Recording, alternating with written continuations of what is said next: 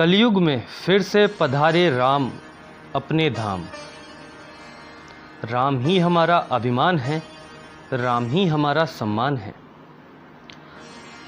5 सदियों से चली आ रही इस लड़ाई में अंततः जीत सत्य की ही हुई। अयोध्या करती है आह्वान, घाट से कर मंदिर निर्माण। आज पूरा देश कलयुग में भगवान राम के आने की खुशी मना रहा है। राम नगरी अयोध्या को स्वर्ग की भांति सजाया गया। पूरी नगरी को पीतांबर रंग में रंग दिया गया। राम भक्तों ने कहीं प्रसाद वितरण, कहीं दीपोत्सव तो कहीं पटाखे जलाकर पर्व मनाया। उसी क्रम में राजधानी लखनऊ में स्थित प्राचीन मनकामनेश्वर मंदिर में भी 5000 दीपों को जलाकर मर्यादा पुरुषोत्तम राम का भव्य स्वागत किया। आइए इस खास दिन के बारे में हम मंदिर के महंत दिव्या गिरी जी से जानते हैं। त्रेता के बाद कलयुग में फिर से पधारे राम, कुछ ऐसा ही हर्षोल्लास हमारे पूरे देश भर के हिंदू वर्ग के लोगों में है। 5 सदियों की लड़ाई, बहुत सी हत्याओं, बहुत से लोगों के मरने, बहुत से लोगों की शहादतों के बाद ये समय आया है, भगवान राम हमारे देश में फिर से पधारे हैं। उसी क्रम में लखनऊ उत्तर प्रदेश की राजधानी के मनकामनेश्वर मंदिर के महाराज जी दिव्या गिरी जी से हम मुलाकात करने आए हैं। हम उनसे कुछ सवाल जानना चाहेंगे। महाराज जी, सबसे पहले तो आपको हमारा दंडवत। आपसे मैं जानना चाहूँगा, इन 5 सदियों की जो लड़ाई रही उसके बाद जो हमारी जीत है, जैसे हर देशवासी के दिल में जो खुशी है, वैसे आपके दिल में किस प्रकार की खुशी है, मैं जानना चाहूँगा। जी, चूँकि कोरोना काल था, हम लोग भरपूर तरीके से उस हर्ष को बाहर दर्शा नहीं पाए, परंतु हर भारतीय के जनमानस में वो हर्ष है, वो आह्लाद है और वो पल्लवित होने की कोशिश कर रहा है कि किस तरह हम अपने इष्ट का, आप थोड़ा सा भी अगर बैक में जाएंगे तो हमें लगता है जो इसका इतिहास है, अगर आपको 492 वर्ष बाद जिस इष्ट के आपकी जन्मस्थली है, अगर वहाँ पे नवनिर्माण मंदिर का होता है या भूमि पूजन जैसा आपको जानने, सुनने या देखने को मिलता है, तो मुझे लगता है ये अपार हर्ष का विषय है और इस हर्ष की शायद ही कल्पना की जा सकती हो।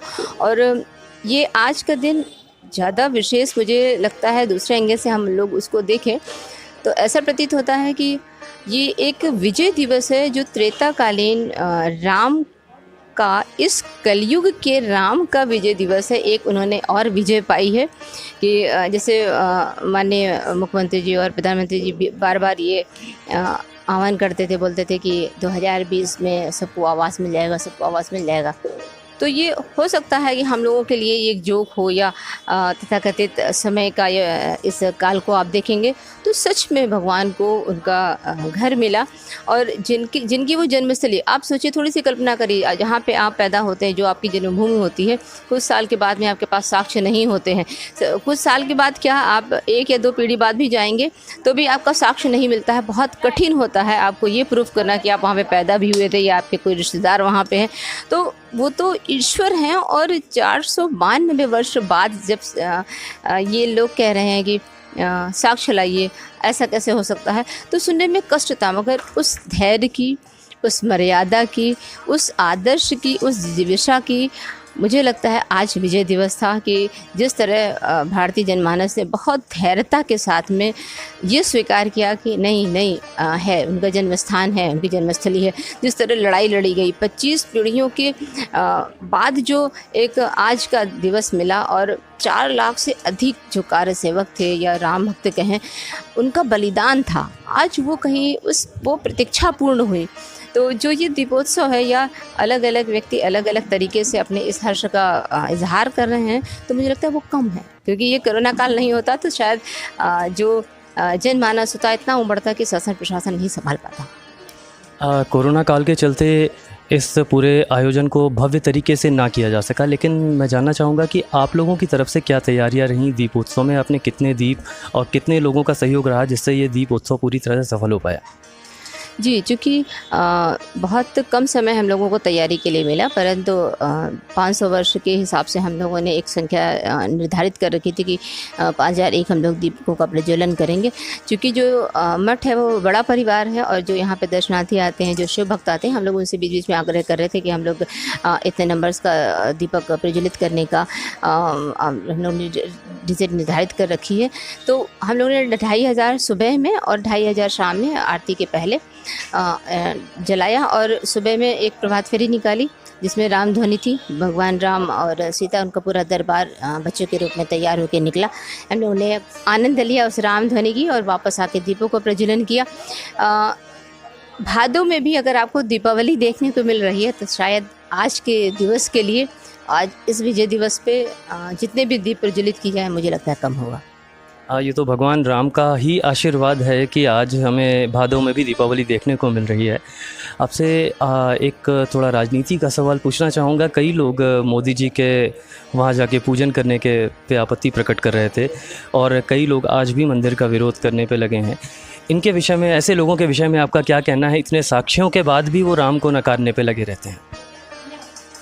देखिए, जो राम के जीवन का पाठ है और राम तो खुद भी घट घट के भगवान हैं, उन्होंने जो कर्तव्य निर्वहन किया, जो मनुष्य रूप में जितने पाठ उन्होंने पढ़ाए, वो शायद अब भी हमें उस राह की ओर ले जाते हैं कि हम उतनी ही धैर्यता के साथ में, जितनी धैर्यता के साथ 500 वर्ष हमने प्रतीक्षा की, ये तो यदा कदा होता ही रहेगा। और अगर मान लीजिए आप कल्पना करिए कि आपको वहाँ पे पूजन करने को मिलता, तो शायद सारी जनता जो उनके पीछे है या उनको भी प्रश्न उठाने के लिए मिलता है, और वो तो होता रहता है, वो तो कोई विषय नहीं है। परंतु ये उनका सौभाग्य था, वो उनके भाग्य में था और ये उनके कर्मों के पुंज का प्रताप था जो उन्हें भगवान राम ने इसलिए नियुक्त किया कि आप हमारा भूमि पूजन कर सकें। नहीं तो 25 पीढ़ियाँ, आप कल्पना भी नहीं कर सकते हैं कि कितना रक्तपात हुआ होगा, कितनों को कष्ट हुआ होगा, कितने की परिवार नष्ट हुए होंगे, कितनों ने अपना सब कुछ खोया होगा,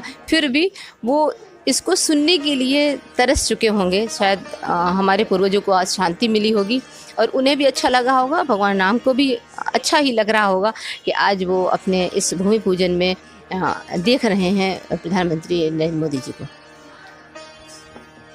कितने बलिदान दिए गए इन 5 सदियों में रामलला को उनके ही घर वापस लाने के लिए।